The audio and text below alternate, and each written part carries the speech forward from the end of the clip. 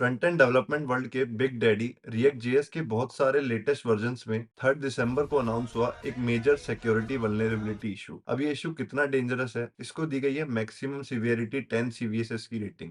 अब देख लो यार, हम डेवलपर्स के साथ तो ऐसे ही होता है, हमें 10/10 बैडीज तो मिलते नहीं, हमें सिर्फ 10/10 क्रिटिकल इश्यूज ही मिलते हैं फिक्स करने के लिए। तो अब कौन कौन से वर्जन इससे इफेक्टेड हैं? रिएक्ट के 19.0, 19.1.0, 19.1.1 और रिएक्ट 19.2.0, ये सारे ही वर्जन्स इस वल्नरेबिलिटी से अफेक्टेड हैं। So if you are using any of these versions in your application, then your app is vulnerable and you need to act and upgrade your React to latest patch. तो अभी अगर timeline की बात करें, 29 नवंबर को बच्चलन Davidson ने मीटा bug bounty program के through इस वल्नरेबिलिटी को डिस्कवर किया। 30 दिसंबर को मीटा सिक्योरिटी टीम ने इसको कंफर्म किया और रिएक्ट टीम के साथ काम करना शुरू किया। 1 दिसंबर को रिएक्ट ने इसको फिक्स किया और इस पे टेस्ट करना शुरू किया और 3 दिसंबर को इस वल्नरेबिलिटी को पब्लिकली डिस्क्लोज किया गया और इसके पैच फिक्सेस एनपीएम पर ऑफिशियली पब्लिश हुए। तो प्रॉब्लम क्या थी? तो प्रॉब्लम थी रिएक्ट सर्वर कंपोनेंट्स के इंटीग्रेशन में। But the worst part is, अगर आप अपने प्रोजेक्ट पे रिएक्ट सर्वर कंपोनेंट नहीं भी यूज कर रहे हैं and your project is on any of the affected versions, then your application is still vulnerable. तो रिएक्ट सर्वर कंपोनेंट अलाउ करता है डायरेक्टली ब्राउजर से किसी एक सर्वर फंक्शन को कॉल करने की, यानी कि आप किसी भी कंपोनेंट को एक सर्वर कंपोनेंट डिक्लेयर करके उसमें एक फंक्शन लिख सकते हैं जो डायरेक्टली डेटाबेस से इंटरेक्ट करेगा और फिर आप उस फंक्शन को डायरेक्टली किसी भी यूआई इवेंट या किसी भी बटन पे अटैच कर सकते हैं। तो how React works behind the scene to achieve this?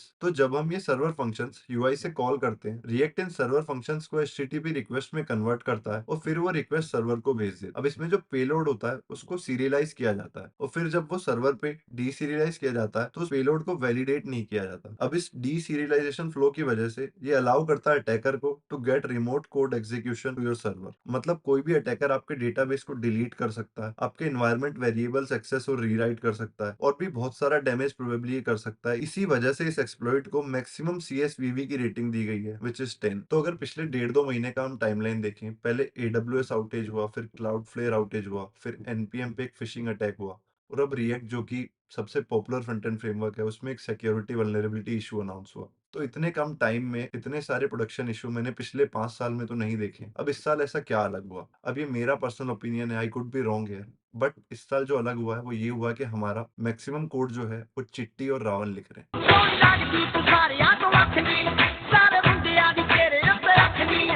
तो through out the year AI और वाइब कोडिंग को बहुत ज्यादा ओवर हाइप किया गया। बहुत सारे सातवीं फेल लोगों ने ऐसे दावे किए कि अब कोई भी बिना कोडिंग नॉलेज के पूरा फुल फ्लैश एप्लीकेशन खुद से बना सकता है। There will be no programmers in 5 years. Boss, the future programming language is not Python, is not Rust, is not JavaScript.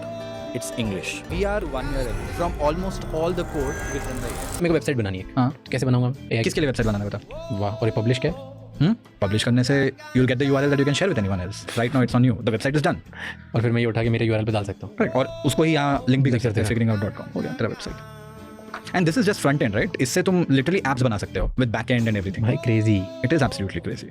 तो इस तरह के अनरियलिस्टिक क्लेम्स ने डेवलपर्स को बहुत ज्यादा प्रेशराइज कर दिया है to be ultra productive and deliver products in very tight deadlines. और इतने फास्ट मूविंग डेवलपमेंट एनवायरनमेंट में गलतियों के चांसेस ऑब्वियसली बढ़ जाते हैं और शायद इसी वजह से इतने सारे प्रोडक्शन इश्यूज इस साल देखने को मिल रहे हैं। और अगर ऐसे ही एआई से हम ओवर एक्सपेक्ट करते रहे और जूनियर इंजीनियर्स को एआई देके उनसे सीनियर लेवल की एक्सपर्टीज एक्सपेक्ट करते रहे, तो आई एम श्योर ये इश्यूज फ्यूचर में परसिस्ट करेंगे। तो अभी अगर आप नया नया सॉफ्टवेयर डेवलपमेंट सीख रहे हैं तो मैं आपको एडवाइस करूंगा, आप अभी एआई यूज ना करें। पहले आप कोर इंजीनियरिंग कॉन्सेप्ट्स को समझे, आप एक प्रोडक्ट बनाएं बिना एआई के एंड देन फिर आप एआई को यूज करो अपने काम को और तेजी से करने के लिए। और जब आप एआई भी यूज करो तभी भी आप अपने कोड की पूरी ओनरशिप, पूरा कंट्रोल और पूरी रेस्पॉन्सिबिलिटी लेने की आदत डालें। मतलब अगर आपको कोई आपके प्रोडक्ट में बग रिपोर्ट करे तो you should know by heart कि मुझे कौन सी फाइल में जाके वो फिक्स करना। एटलीस्ट 90% ऑफ द सिनारियोज में ये होना चाहिए। और अगर आपके कुछ डाउट्स हैं around your career, how to get your first job, आपको अपना रेज्यूमे रिव्यू कराना है, आपको क्या पढ़ना है क्या नहीं पढ़ना, आप कंफ्यूज हैं, या जो भी आपको किसी भी तरह की कोई मेंटोरशिप चाहिए, तो you can book a 1-on-1 free session with me through the link in the description. और इस वीडियो के लिए बस इतना ही। सी यू इन नेक्स्ट वन।